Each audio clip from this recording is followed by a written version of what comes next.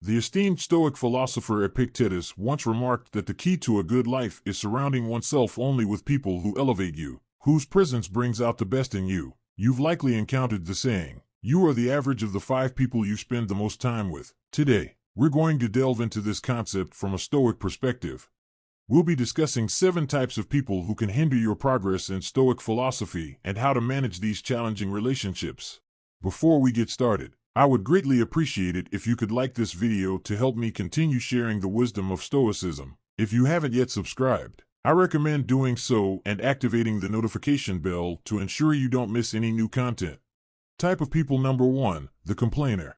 We all know that one friend, family member, or coworker who always finds something to criticize, whether it's the weather, their job, or even the food at a well-loved restaurant. They never miss a chance to voice their dissatisfaction. You might wonder, why should this bother me? I can just ignore them. However, that's often easier said than done. Being exposed to such constant negativity can gradually drain your mental energy, much like a leaky faucet slowly depletes your emotional reservoir. So, how can Stoicism help you manage a complainer? Several strategies can be employed. First, limit your exposure to this person whenever possible. If avoiding them isn't feasible, perhaps because they are a family member or colleague, your second option is to mentally distance yourself during their rants. Consider their complaints as a passing storm, loud and unsettling but ultimately temporary and powerless against the immovable mountain of your inner tranquility. Your third option is to steer the conversation towards solutions or shift the subject to something more constructive. To quote Marcus Aurelius, "You have power over your mind, not outside events. Realize this, and you will find strength." This enduring Stoic wisdom reminds us to guard our mental peace diligently, ensuring that negativity from chronic complainers doesn't divert us from our Stoic path of resilience and virtue. Type of people number 2, the drama magnet. Imagine navigating life like a ship sailing through calm waters, only to encounter the whirlpool known as the drama magnet. This person seems to be surrounded by an endless series of crises, conflicts, or controversies. Like a whirlpool, they have an uncanny ability to pull you into their vortex of chaos. Initially, you might be drawn to the drama magnet's energy, mistaking it for passion or excitement. However, you'll soon realize that being in their presence is akin to navigating a ship through a storm, exhausting and hazardous. What makes dealing with drama magnets particularly challenging is that their crises often feel like your own. Their chaos is contagious, and you might find yourself entangled in conflicts you had no part in initially. Let's say you have a friend who frequently falls out with others in your social circle. Today, they're not speaking to Sarah. Tomorrow, it's Tom. Your friend seeks your advice, but you notice this cycle never ends. And suddenly, you find yourself also at odds with Sarah or Tom because you tried to mediate.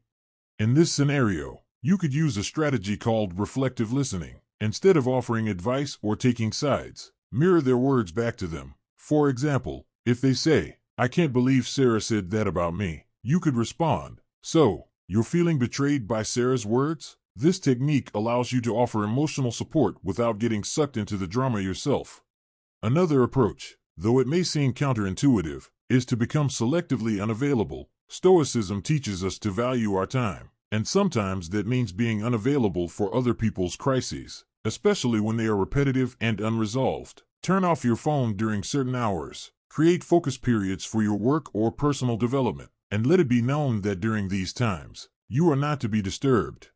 To paraphrase Seneca, true happiness is to enjoy the present without anxious dependence on the future. This mindset can be particularly helpful when dealing with drama magnets. Instead of anxiously anticipating the next crisis, focus on the present moment where you have control. Enjoy your life and don't let it be disrupted by someone else's drama. Make it a priority to steer your ship calmly, avoiding whirlpools that could jeopardize your journey toward personal growth and tranquility. Type of people number 3, the naysayer.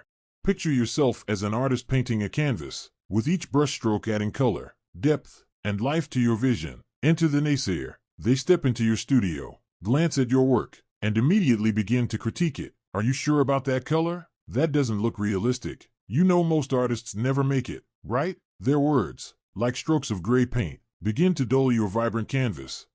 This isn't your typical constructive criticism, which can be valuable. Instead, it's a persistent cloud of doubt and negativity. For instance, let's say you're excited about pursuing a new career path. You've done your research, spoken to professionals in the field, and even taken some preliminary courses. When you share your enthusiasm with the naysayer, they quickly list all the reasons it won't work out. The market is too competitive. Do you have the right skills? What if you fail? Soon enough, their doubts start to feel like your own, and the self-assured vision you had begins to waver. So, how do you deal with a naysayer, especially when they might be someone close to you? One unconventional but effective method is to ask them for advice rather than just sharing your plans or aspirations. When people are put in an advisory role, they are less likely to attack your ideas outright and may offer more constructive feedback. Another method involves flipping the script through a technique known as positive confrontation. Instead of absorbing their negativity, challenge them to think of solutions. If they say, "You'll never be able to switch careers at this stage," counter with, "Interesting perspective. How do you think someone could successfully make a career change then?" This not only deflects the negativity but also encourages a more constructive